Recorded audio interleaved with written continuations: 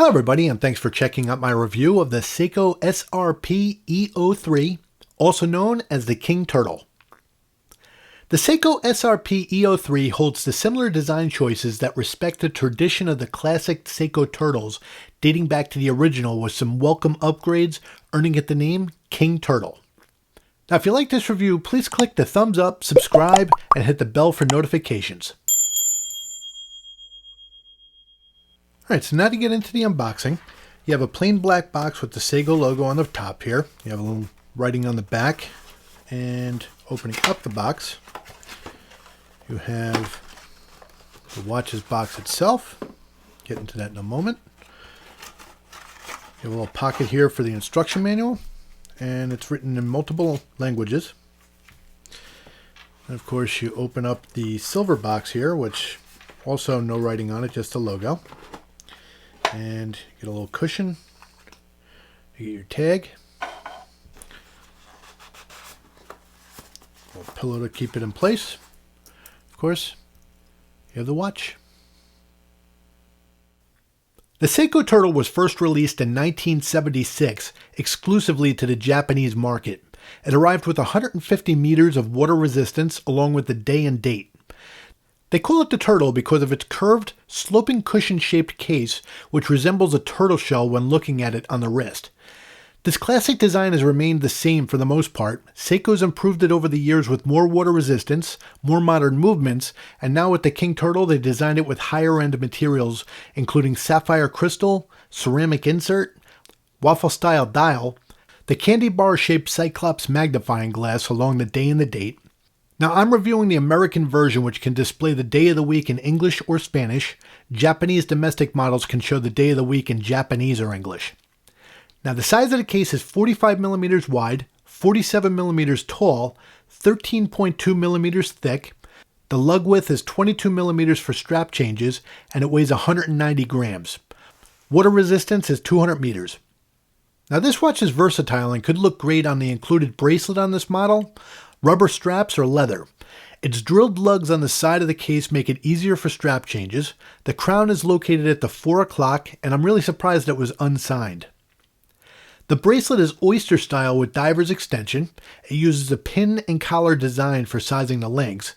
It's got the locking clasp with push button to open it, and they use a stamped metal fold over design with the diver extension to fit easily over a wetsuit.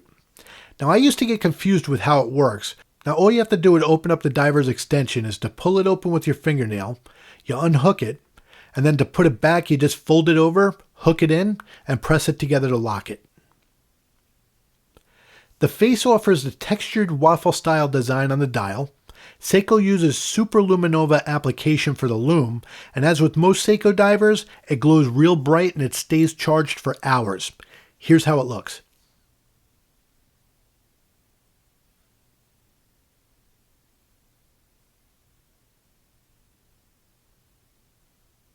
The bezel uses a ceramic insert, and I've always liked the way ceramic reflects light at different angles.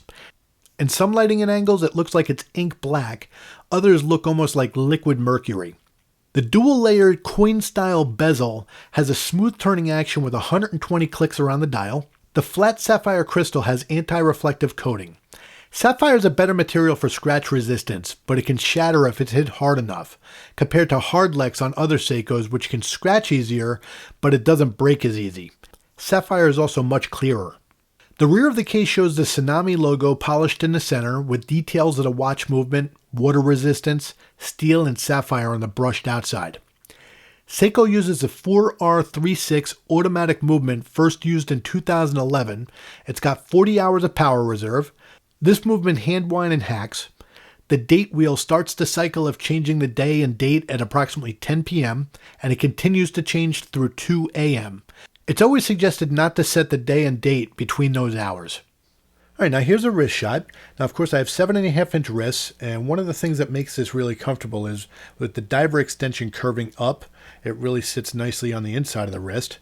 It sits flat on the top, and of course the crown, being a left-handed and I wear my of course the watch on the right wrist, it doesn't dig into my wrist at all. I really like this watch a lot. It's a nice upgrade to a classic diver. Seiko answered a lot of requests on the Sapphire.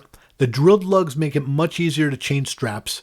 The bezel looks great with the ceramic. The waffle design of the dial was a great choice.